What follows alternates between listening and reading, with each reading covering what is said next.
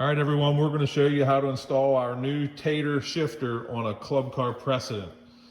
The first thing you do is you want to take and put the car on tow,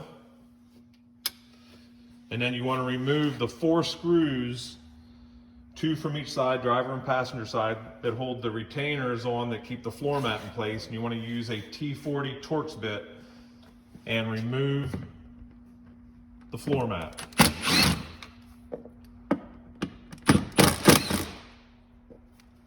You want to save these screws to reinstall the floor mat when you're done.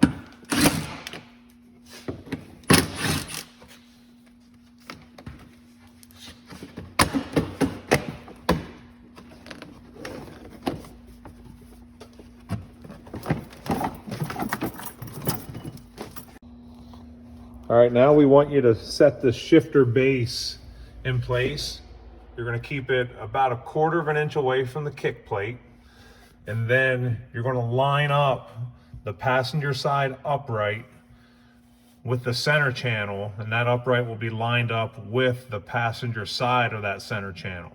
What we're going to do, you also want to check and make sure there's no wires directly underneath the holes. We're showing you the 3 holes we're going to be drilling. You also want to check under the floorboard to make sure that you're not going to be drilling through any wires. This is a 2017 model, no problem here with how this is set up. You're going to use a 1/4 inch drill bit. On the passenger side, you're going to drill the one in the front and the one in the rear. And on the driver's side, you're drilling the center hole. Use a 1/4 inch and drill through the floorboard.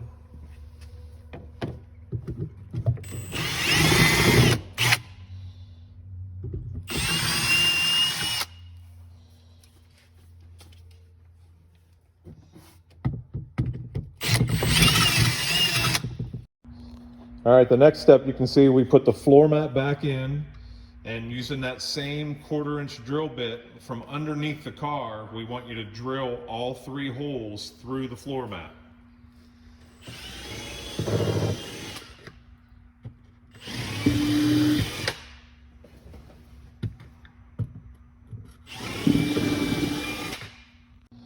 Now we want to show you how to mark the center channel to put your holes for where your wires are going to come up through the harness. As you can see, we went from hole to hole. Yep. And then what we're going to do is we're going to feel for the center, and he's feeling for the channel. And he took and went a straight line across from front to back. And that's going to be our center line, which is going to show us where the lines intersect is where we're going to drill new holes once we pull the floor mat out.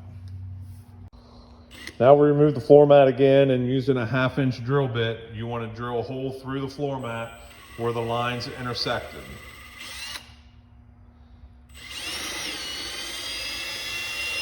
Now using a T25, we want to remove the 2 bolts, or the 2 screws, I'm sorry, that are holding the forward and reversed assembly to the car. You want to save these 2 screws for reinstallation.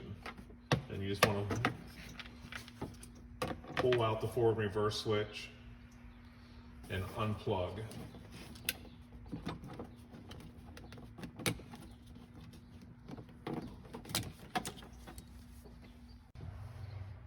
Now we need to remove the charger receptacle retainer using a pick. There's 2 holes halfway up on both the driver and passenger side. Pry it loose like shown and remove it. You want to save this for reinstallation. Now using a T30, we need to take the 4 screws out that are holding the rear body in place.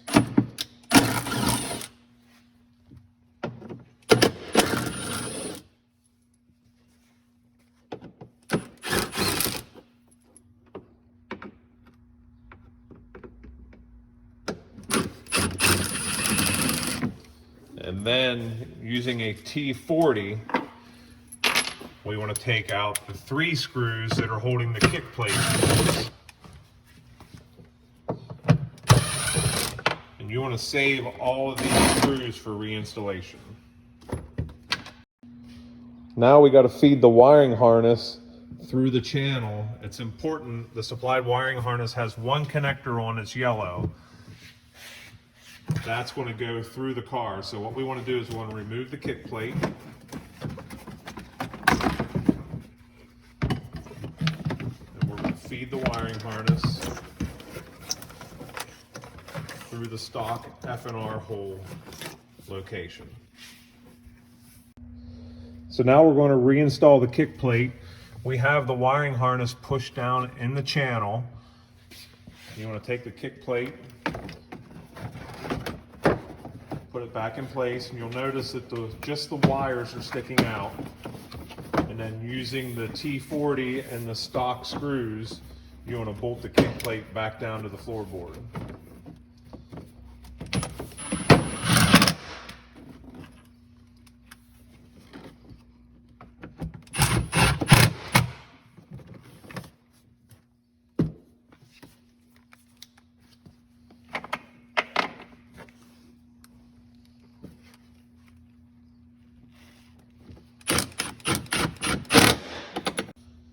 The next step is to bolt the body back into place using the stock screws, 4 of them, and the T30 Torx.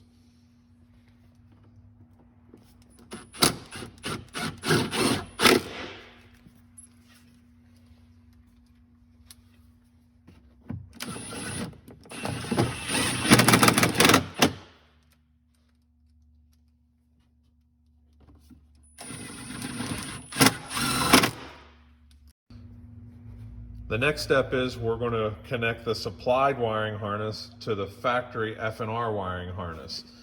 And how it goes is the supplied green and brown wire goes to the orange factory wire.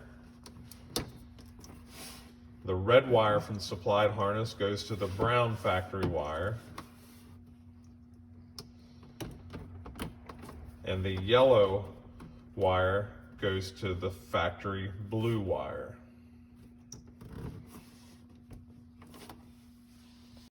The next step is we're going to push the wiring harness back into its housing,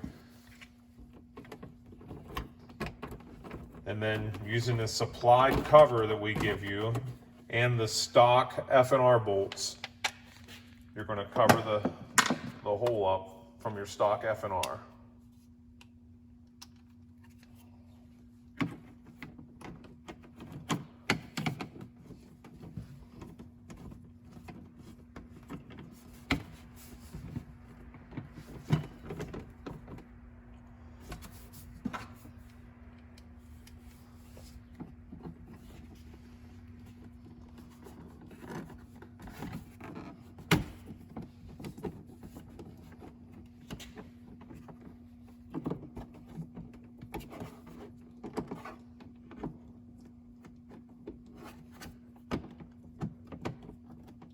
I'm going to reinstall the factory charge port retainer.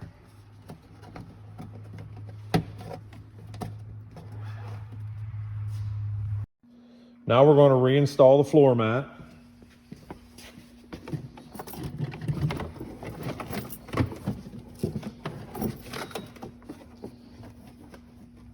And we're going to feed the wires up through the holes. The longer wires, the yellow and brown wire, go towards the front of the car. They go to the front holes. And then the shorter wires, your green and red wire, goes to the back larger hole. And once you pull these through, you can go ahead and reinstall the floor mat completely with the stock hardware. All right, now we fish the wires through on the shifter base after we set the shifter base down.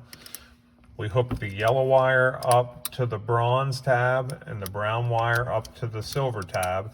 And what he's doing is he's fishing the wires to the front of the stops.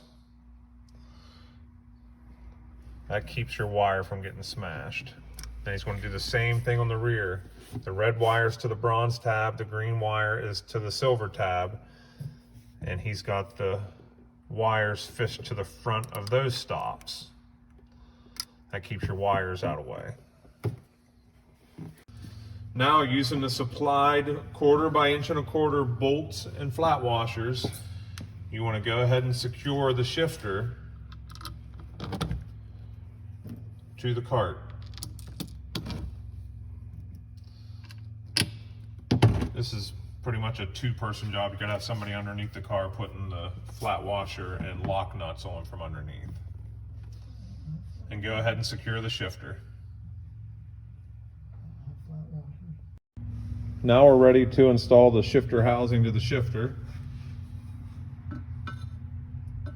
Using a supplied Allen head bolt and a 9/64 Allen wrench, go ahead and securely fasten the shifter housing to the shifter base.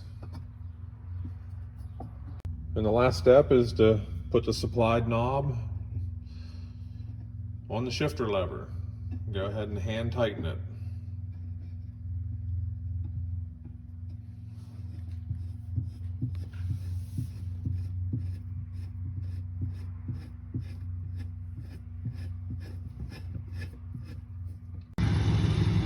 All right, now that you got everything secured, go ahead and put your car back in run.